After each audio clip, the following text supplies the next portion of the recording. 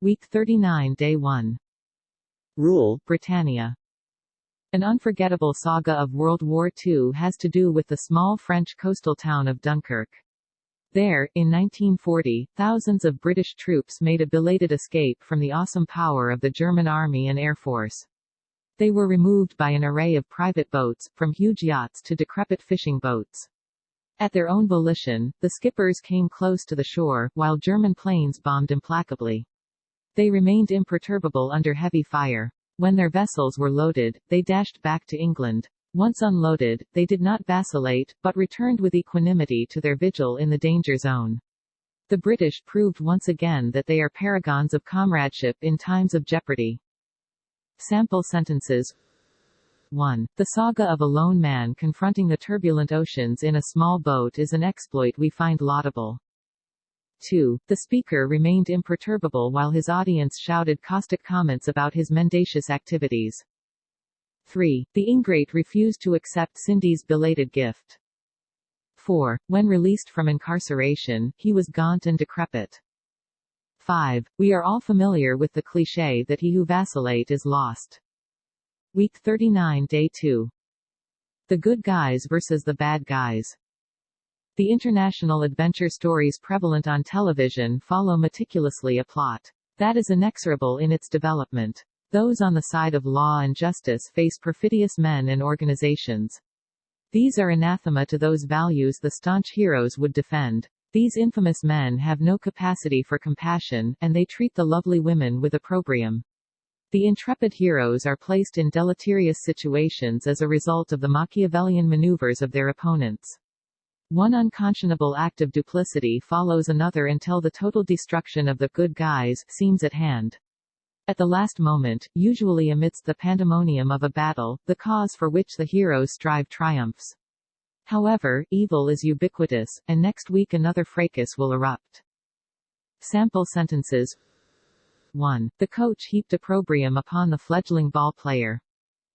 2. We are ready to rationalize Machiavellian activities on the part of our side if they are to the detriment of our adversary. 3. It was unconscionable to Abraham Lincoln to keep a book he had borrowed without making tenacious efforts to return it. 4. There was pandemonium as the presidential nominee entered the convention site. 5. She is such a staunch friend, my reprehensible actions do not cause a schism between us. Week 39 Day 3. A famous mutiny. One of the most repugnant names in popular legend is that of Captain William Bligh.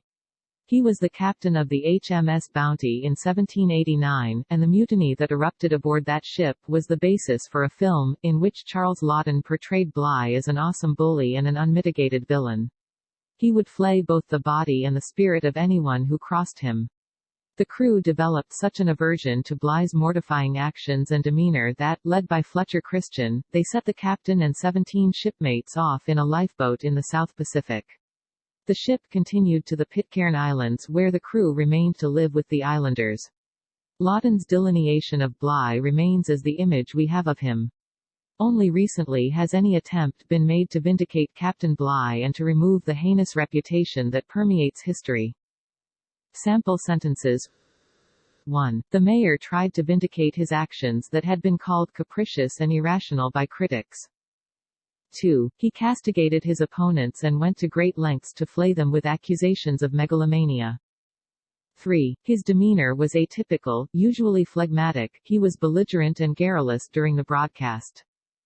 4. The most heinous thing I have done, he said in a stentorian voice, is eradicate the untruth that my party is not compatible with progress. 5. Then he gave an incisive delineation of his fulsome opponents as an antiquated group, complacent about the noisome conditions in a moribund city. Week 39 Day 4. Fair play. Recently, there has been an attempt to improve Captain Bligh's tainted image. Historians maintain that there was no turpitude in Bligh's actions aboard the HMS Bounty. Perhaps he was imprudent in failing to keep his temper under control. While an infraction aboard ship was quickly criticized, Bligh never carried out those callous actions, the movie dramatized in order to depict an evil man, say his defenders. After the mutiny, Captain Bligh astutely navigated the lifeboat with the other 17 men for over 3,000 miles to safety. This prodigious feat alone, say those who would restore Bligh's good name, should be enough to allow for a full redress of the wrongs that have been blamed on him for over 150 years. While the coterie defending Captain Bligh do not ask the public to praise him, they do request a more benevolent attitude toward this traditionally reprehensible figure, and an end to the vituperation heaped upon him for these many years. Sample sentences. 1. We do not condone or tolerate an infraction of even the most trivial kind. 2. It takes a callous person to watch with equanimity as a gullible, naive girl falls for the line of a loathsome boy. 3. How easy it is to heap vituperation upon someone at the nadir of his career. 4. There seems to be no way to redress a grievance against an omnipotent ruler. 5. From any facet of his life, the acme of moral turpitude was reached by Adolf Hitler.